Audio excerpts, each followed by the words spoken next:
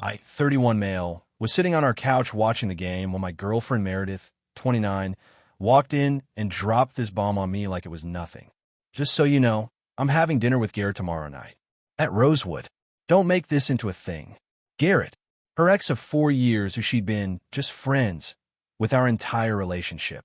The same Garrett who'd been texting her at 1 a.m. about how he missed what they had. I didn't even look away from the TV. Wouldn't dream of it. She stopped. I could feel her staring at me. That's it? You're not going to throw a tantrum? Nope. Have fun. I mean it, Owen. You can't stop me from seeing my friends. I literally just said I wouldn't. She stood there for another minute, probably waiting for me to explode. When I didn't, she huffed and went to our bedroom. Here's what Meredith didn't know. Her sister Hazel, 26F, had been texting me for weeks. Not like that. Get your minds out of the gutter. Hazel had reached out because she was worried about Meredith's behavior. Apparently, Meredith had been telling her family that I was controlling and insecure about Garrett. Meanwhile, she'd been deleting texts and meeting up with him behind my back. Hazel was pissed. She'd never liked how Meredith treated me, and this was the last straw for her. So when Meredith announced her dinner plans, I texted Hazel. She's going to Rosewood tomorrow with Garrett. You free? Her response, absolutely. This is going to be good. I made reservations for 7:30 p.m., same time as Meredith's. The next day, Meredith spent 3 hours getting ready. She wore the dress I'd bought her for our anniversary, the perfume her mom got her for Christmas. She looked incredible, and she knew it. Don't wait up, she said, grabbing her purse. Wasn't planning to. She paused at the door. You're being weirdly cool about this. Would you prefer I wasn't? No, whatever. Bye. 20 minutes later, I picked up Hazel. She was wearing jeans and a nice top, nothing fancy. We weren't trying to make this look like a date, just two people having dinner. Ready for this? She asked. Born ready. We got to Rosewood at 7:25. The hostess led us to our table, which happened to have a perfect view of the entire dining room. I could see Meredith and Garrett in a corner booth, leaning close, her hand touching his arm. We ordered drinks and appetizers. Hazel was telling me about her job. When I saw it, Meredith scanning the room, probably doing that thing where she wanted to make sure she looked good compared to other women there. Her eyes landed on us. I've never seen someone's face go through so many emotions so fast. Confusion, recognition, shock, rage. I raised my water glass and a little toast. Hazel turned, saw her sister, and waved enthusiastically. Hazel, Meredith was at our table in seconds. What are you doing here? Having dinner with Owen. He said you were busy tonight, so we figured we'd grab a bite. Small world, right? Meredith's face was turning red. You can't? Owen. Yes. You brought my sister here. She was hungry. I was hungry. You were busy. Problem solved. Garrett had followed her over, looking deeply uncomfortable. Amer? Everything okay? No, everything is not okay. My boyfriend is here with my sister. We're just having dinner, Hazel said innocently. Like you and Garrett. Just friends catching up, right?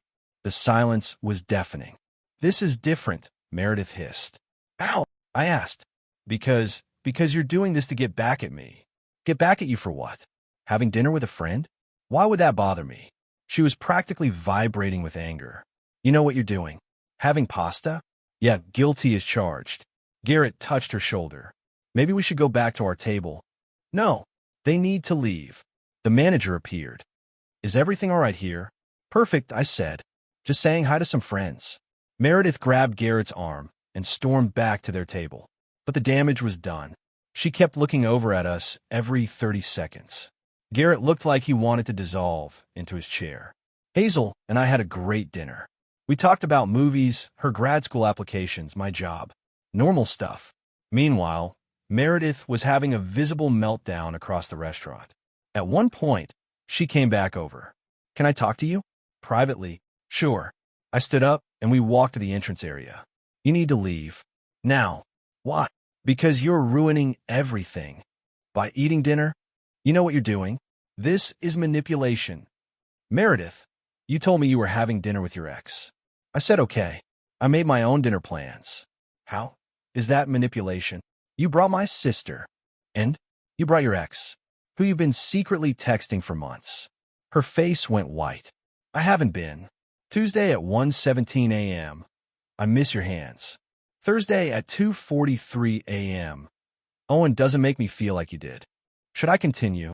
You went through my phone? No. You left your iPad logged in. Messages sync, remember? She was speechless. Go back to your dinner, Meredith. Garrett's waiting. I walked back to Hazel. Meredith stood there for another minute, then returned to Garrett, who was already asking for the check. They left 10 minutes later. Meredith didn't even look at us. Hazel and I finished our meal, had dessert, split the bill. As we were leaving, she said, "You know she's going to lose her mind about this, right?" "Probably." "Good. She's had it coming for years." Update 1. Y'all called it. Meredith went DEFCON 1. When I got home that night, she was already there, sitting in the dark like some kind of villain origin story. "We need to talk." "Sure." I flipped on the lights and grabbed a beer. "What you did was unforgivable." "Having dinner?" "Stop playing dumb. You humiliated me." "How?" "By existing in the same restaurant." She stood up, pacing. "You turned my own sister against me." Hazel made her own choice. "Just like you did when you went to dinner with your ex." "That's different."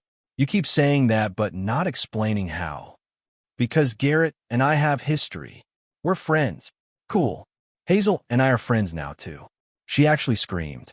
Like full banshee wail. The neighbors probably thought I was murdering someone. "You're doing this to punish me." "For what?"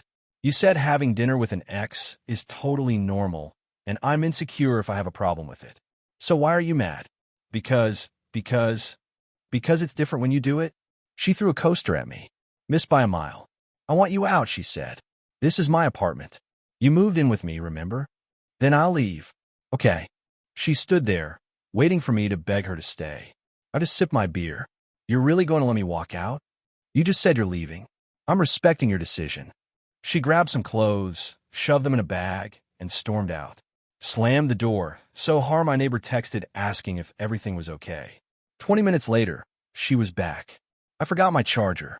"In the kitchen." She grabbed it. "This isn't over." "Okay." The next morning, I woke up to 89 texts.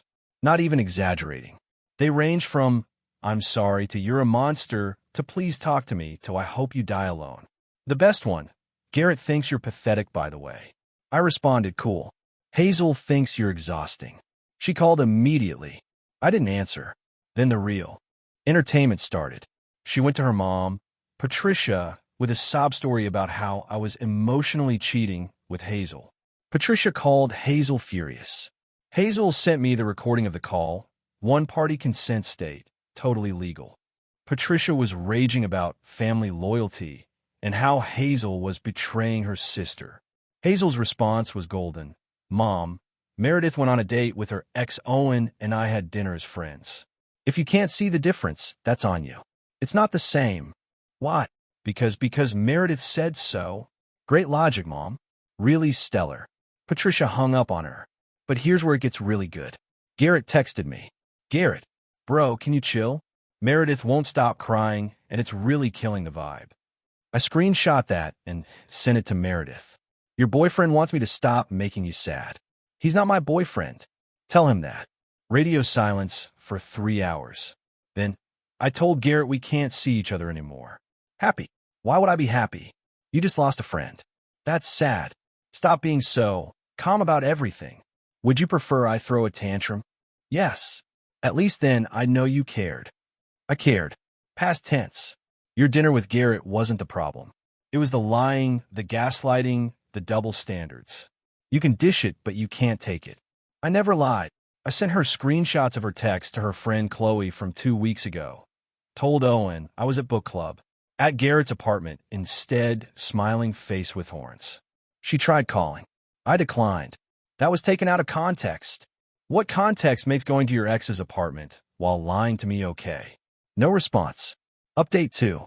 Meredith went nuclear, but not in the way I expected. She didn't do the typical social media rampage. No, she did something worse. She called my mom. My phone rang at 7 a.m. on a Saturday. Mom never calls that early unless someone's dead. "Owen, what did you do to that poor girl?" "Morning to you too, Mom." Meredith called me crying. Said you're having an affair with her sister. I had dinner with Hazel. Once. while Meredith was on a date with her ex. Silence. She was on a date? Yep. With her ex? Yep. And you had dinner with her sister? As friends, yeah. Mom started laughing. Like, full belly laugh. Good for you. I never liked that girl anyway. Plot twist I didn't see coming. She called me manipulative and controlling. Mom continued. I told her that if having boundaries makes you controlling, then maybe she needs to date someone with no spine. Mom, what? She's been walking all over you for 2 years. About time you stood up for yourself. But Meredith wasn't done. Oh no, she decided to escalate. She showed up at my work, Monday morning, with coffee and donuts, playing the concerned girlfriend card. I just wanted to make sure Owen's okay, she told our receptionist, loud enough for everyone to hear. He's been going through some mental health struggles. My boss, Jerome, called me in. Your girlfriend's here. Says you're having a crisis. We broke up, and I'm fine. She seems pretty concerned. I showed him the texts. All of them.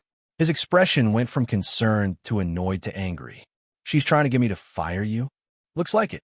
He walked out to reception himself. Ma'am, you need to leave. Now. But Owen needs help. Owen needs you to respect his workplace. Security? She left, but not before announcing to the entire lobby that I was clearly having a breakdown, and she was just trying to help. Hazel called me that afternoon. Meredith just tried to get me uninvited from Dad's birthday party. How'd that go? Dad told her to grow up. He also said, and I quote, maybe if you weren't sneaking around with your ex, Owen wouldn't have needed dinner with someone who actually respects him. Your dad said that? Yeah, he's never liked how she treats you either. None of us have, honestly. Except Mom, but Mom babies Meredith. That night, I got a text from an unknown number. It was Garrett. Dude, I'm sorry about all this. I didn't know she was this crazy. She told me you guys were basically broken up. We weren't. Yeah, I figured that out. Look, I'm blocking her. She's been showing up at my apartment at weird hours. My roommate's threatening to call the cops. Screenshot that for me. He did.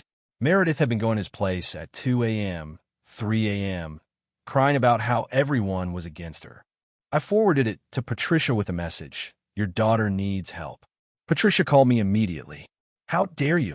How dare I what? Show you proof that Meredith is harassing her ex. She's upset.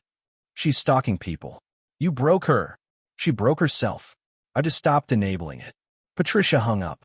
But Hazel told me later that Patricia actually did talk to Meredith about getting therapy. Meredith's response? She accused Patricia of taking Owen's side and stopped talking to her own mother. Final update. 2 weeks after the restaurant incident, everything came to a head.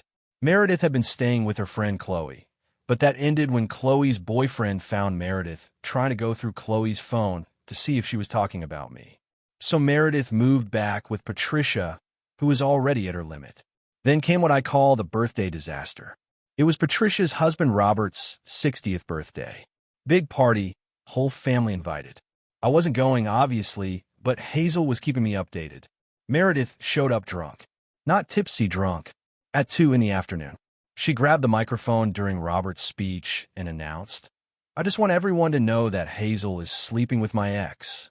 Record scratch moment. Hazel stood up. Owen and I are friends. We had one dinner. You're the one who was sneaking around with Garrett for months. Liar. Hazel pulled out her phone and connected it to the Bluetooth speaker. Remember those messages I'd screenshot? She had them too.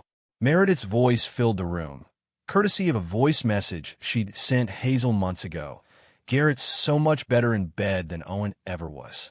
I'm only staying with Owen until I figure out if Garrett's serious about us. Dead. Silence. Robert, bless him, took the mic. Meredith, get out of my house. But it's your birthday. And you're ruining it. Leave. She tried to grab the mic back.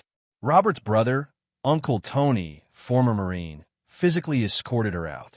She sat in the driveway for an hour, laying on the horn until someone called the cops. She got a disturbing the peace citation. But the real karma came 3 days later. Remember how I said Meredith worked as a social media manager for a local boutique? Well, the owner, Diana, called me. Owen, I'm sorry to bother you, but did Meredith have access to your credit card? She had a card for emergencies. Why? I've been going through our books. There are some discrepancies. Turns out, Meredith had been using the company card for personal purchases and then using my emergency card to pay it back before Diana noticed. Except now that I canceled her access, she couldn't cover her tracks. We're talking $3,800 worth of marketing expenses that were actually clothes, dinners with Garrett, and a weekend trip she said was a work conference. Diana fired her on the spot and is pressing charges. Meredith called me from Patricia's phone. I blocked all her numbers. Please don't let them arrest me. I'll pay it back. With what money? I'll figure it out. Please. Owen, I'm sorry about everything. I'm not the one pressing charges. Diana is. But you could talk to her. Why would I do that? Because you loved me once, and you used that love to walk all over me. Good luck, Meredith. She started crying. Not angry tears, real, terrified tears. I messed everything up. Yep. I lost everything. Yep. Do you hate me? No. I nothing you. Which is worse? I hung up. Last I heard, through Hazel, Meredith pled guilty to misdemeanor theft, got probation and community service. Patricia and Robert made her move out after she stole Patricia's jewelry to pawn. Garrett filed a restraining order after she showed up at his job. She's living with some aunt in another state, working retail. She still posts inspirational quotes about rising from the ashes and knowing your worth. As for me, I'm doing great. Started dating this girl Luna from my climbing gym. She thinks the whole story is insane. We actually went to Rosewood last week. Different table, though. That corner booth has bad juju. Hazel and I are still friends. She's dating some guy named Felix, who's apparently the complete opposite of anyone in my family. Thank God. Patricia still sends me Christmas cards, weirdly enough. The last one said, "Hope you're well." Meredith is in therapy. Finally, someone asked if I regret the restaurant thing. Honestly, best $60 I ever spent on pasta. The look on her face when she saw us. That moment when she realized she couldn't gaslight her way out of it. Priceless. The funny thing is, if she'd just been honest from the beginning, said she had feelings for Garrett, wanted to explore that, I would have been hurt, but I would have respected it. We could have broken up like adults. Instead, she tried to have her cake and eat it too. Tried to keep me as a safety net while testing the waters with Garrett. Tried to make me the villain when I wouldn't play along. But the restaurant thing? That wasn't revenge. That was a mirror. I showed her exactly what she was doing, and she couldn't handle seeing it reflected back at her. Garrett reached out once more, months later. For what it's worth, man, you handled that whole thing with class. Thanks. She still texts me from random numbers sometimes. Block and move on, dude. Already did. Hey, is Hazel single? Don't even think about it. He laughed. Fair enough. The moral of the story? When someone shows you who they are, believe them. When they tell you having dinner with an ex is no big deal, take them at their word. Have dinner with their sister. Just kidding. Sort of. But seriously, don't let anyone gaslight you into thinking your boundaries don't matter. Don't let them convince you that their rules don't apply to them. And definitely don't let them treat you like a backup plan. Oh, and always make reservations. You never know when you'll need them. Edit. Stop demanding asking for Hazel's Instagram. She's not interested in Reddit dudes. Her words. Edit 2. Yes, this is legal in my state. No, I didn't commit any crimes. Having dinner isn't illegal, despite what Meredith tried to tell the cops. Edit 3. Meredith found this post. Got a text from a new number. You're pathetic for posting this. I replied, "K." She sent 73 more messages. I didn't read them.